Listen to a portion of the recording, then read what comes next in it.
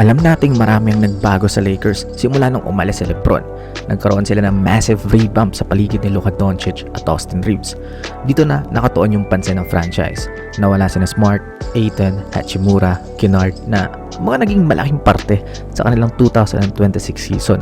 Nakalusot pa nga sa Houston Rockets kahit walang Luka Doncic.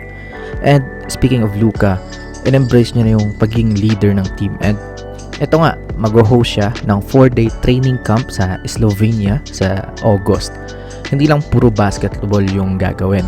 Meron ding mga activities para tumibay yung kanilang chemistry. Merong golf, mamasyal sa bansa ni Luka. Tsaka, ang malupit dyan, sagot niya lahat ng bayarin sa travel na ito. Grabe naman yun. Ganyan talaga yung mga nagpapatibay ng team eh. Tsaka investment rin niya ni Luka para sa pagiging leader.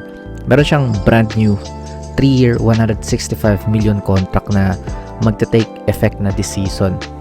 Siya na talaga yung cornerstone ng franchise.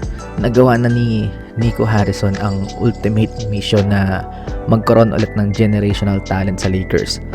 So, magandang balita ito para sa mga fans kasi kahit yung iba is disappointed sa mga off-season moves, bakit daw binitawan yung mga magagaling na players, is matatabunan ng ganitong klaseng gesture galing kay Luka. Next, New Orleans Pelicans signs Christian Koloko.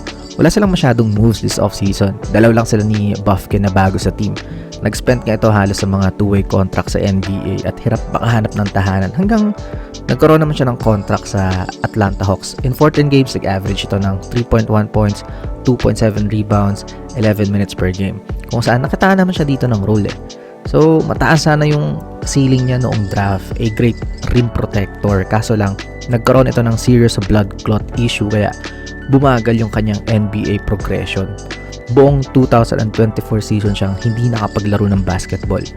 Overall, this is a low risk, high reward para sa Pelicans kasi pag yan pumutok, edi sobrang okay. Tsaka mabigyan mo lang yan ng role na sakto talaga, okay na yan eh. And andyan naman si DeAndre Jordan to guide him. Next, nakakalungkot na balita para kay Russell Westbrook. The Sacramento Kings is moving on from him. Kung saan nag-average siya dito ng 15.2 points, 5.4 rebounds, at 6.7 assists on a minimum deal. And yung market ngayon is walang interest sa kanya. Kaya umiingay yung mga team sa EuroLeague ngayon. Yung Panathinaikos, Hapoel, at yung Dubai Basketball kung saan naglaro si Terry Ravenna. Legit nga yung mga interest ng mga teams na to kahit alam natin kaya pa ni Westbrook sa NBA.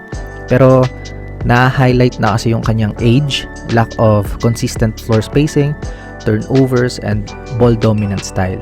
Shooting 42.7% from the field and 33.8% from 3 means defenders still sag off sa kanya. Kumbaga, hindi na align sa kanya yung style of basketball ngayon. Masakit pero realistically speaking, magta-translate yung laro niya sa EuroLeague na more on tactical, slower pace style, tapos maraming shooter sa paligid niya kung saan makakapag-dominate siya ng mga games. Pero kayo ba, may team pa kaya sa NBA na kukuha kay Russell Westbrook? Let me know all your thoughts in the comment section below. That's all for this one. I will now step back. Bye-bye!